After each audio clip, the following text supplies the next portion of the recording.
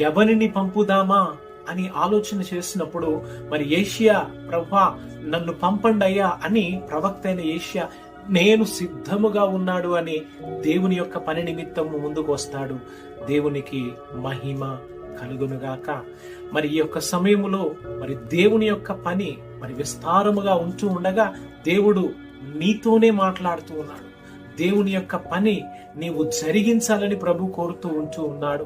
మరి కోత విస్తారముగా ఉంటూ ఉండగా మన దేవుడు యజమానుడు ఇదిగో మరి ఆ పని నిమిత్తము నిన్ను పంపాలని ఆయన ఇష్టపడుతూ ఉన్నాడు. మరి యూదా రాసిన పత్రికలో దేవుడు తెలియచేస్తా ఉంటాడు, మరి పరిశుద్ధులకు ఒక్కసారే మరి అప్పగించబడిన రాజ్య సువార్త నిమిత్తము మీరు ప్రయాసపడుడి అని తెలియచేస్తా ఉంటాడు.